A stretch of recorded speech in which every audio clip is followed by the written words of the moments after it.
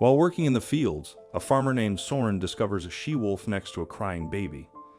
As he approaches, he is astonished by the scene unfolding before him.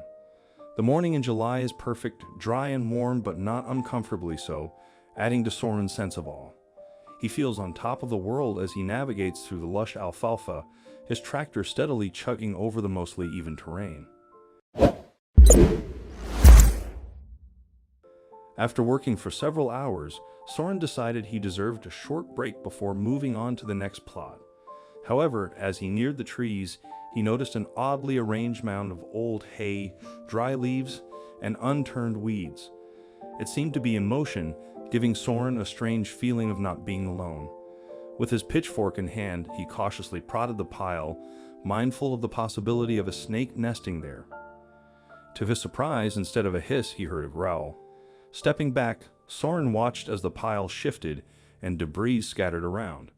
Soon, he was face to face with a disgruntled animal. At first, he thought it was a dog, but upon closer inspection, he realized it was a wolf. This was a first for Soren, as he had never seen a wolf on his land, despite knowing there were predators in the county. His attention was then drawn to something pale and pinkish near the wolf's paws. His heart skipped a beat as he realized it was a tiny human arm. Had the wolf harmed the child? To his relief, the baby moved. It was alive. Completely speechless, Soren realized the baby had been left there, likely since the early hours of the morning or the previous night, wrapped in a shawl that offered little protection from the elements. Soren had started his labor on the alfalfa field at daybreak, and he had certainly not seen anyone there the whole time. So, whoever left the baby there must have done so before it got light. Considering that mornings were still cool, Soren understood now that the wolf had most likely saved the little baby's life by sharing its body heat with it. How extraordinary, he thought. Had she perceived its helplessness and rushed to help? Did she see it as one of her babies? He didn't know, but Soren knew that if it were to survive, the baby would need the help of humans, and he knew just the right human to call in an emergency such as this one. If he felt it was inappropriate to blush when he placed the call that could save a baby's life, Soren didn't let it show. He considered himself an old-fashioned kind of guy who appreciated traditional family values and went to church on Sundays. But unfortunately, the lady who snagged his heart did not conform to what he had imagined his ideal woman would be like. The very thought of their first meeting still made his cheeks flush up like he was standing right next to a bonfire. He had scheduled his usual yearly medical with Dr. Baker, except Dr. Baker was away on leave, so he got the new doctor instead, Dr. Eliana Lewis to be specific. She was quite obviously a few years younger than him, with gleaming nut-brown hair and eyes that sparkled with mischief. Even though she was all professional and as thorough as old Dr. Baker, he was terrified that she might ask him to take off all his clothes to check out his moles. But fortunately, that didn't happen. He was merely, to his own astonishment, given a clean bill of health. After that, he saw her a couple more times, each of them part pleasure, part ordeal, and he found himself increasingly intrigued by her. For example, when he learned that she rode a motorcycle, he was both outraged and excited. After all, shouldn't she be more safety conscious in her profession? And when he overheard her discussing a recent football match in a manner that clearly illustrated her expert knowledge, he began to have imaginary discussions with her about offside rulings and surprise game changers. Only he was way too shy to have those conversations with her in real life. However, in an emergency, such as, for example, a baby boy or girl being abandoned in a local farmer's field, she would be just the person to call. He sent a quick text to her phone number and then turned his attention back to the babysitting wolf. Soren did not have a rifle or any kind of firearm on him, only his pitchfork. It would probably only annoy the wolf, and that would not be a good idea. Not that he wanted to hurt it, not this she-wolf who had shown more common decency than the person who had abandoned the baby in the first place. But given the way the she-wolf was hovering over the baby, a low threatening growl emitting from her throat, he would definitely need some leverage to persuade her to let him take it. Then he had the craziest idea. What if I just pretended that it was a dog?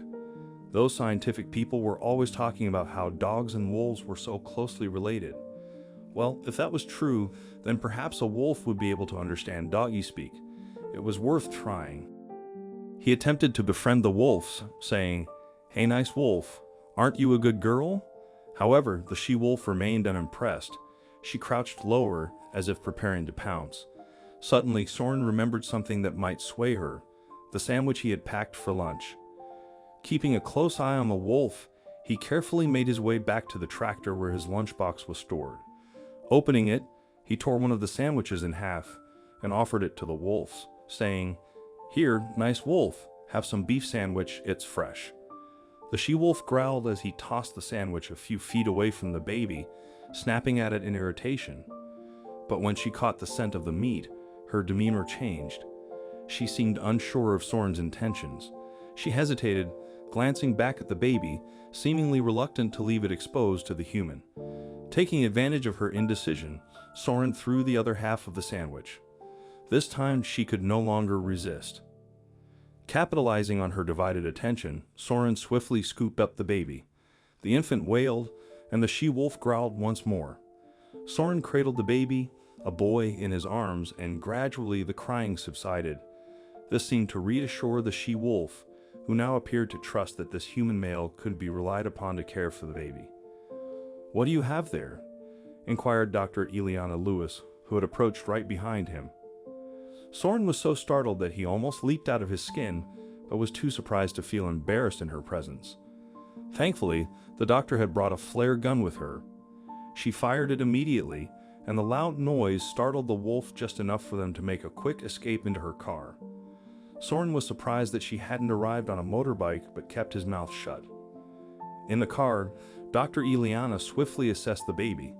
To her utmost surprise, she concluded that he was as healthy as any infant who had spent hours alone in the middle of a hayfield could be. After the baby incident, Soren frequently encountered Dr. Eliana Lewis. He adamantly opposed the idea of the baby entering the foster care system and offered to adopt him immediately. Much to his surprise, Dr. Eliana continued to take an interest in both the baby boy and Soren. A few months later, it was decided that she would no longer be addressed as Dr. Lewis, but would instead continue her medical practice under her married name. As she, her fiancé, and their adopted son enjoyed a delightful picnic in a small forest between two fields of alfalfa that were once again thriving, the little boy, who was just starting to stand on his own, pointed a chubby finger at something in the distance. "Is that a dog?" Dr. Eliana asked. Soren shrugged before replying, "I could have sworn it was a wolf." What actions would you have taken if you were in Soren's shoes? If you have a comparable anecdote about a wild animal demonstrating its protective instincts, please share it in the comments below. Thank you.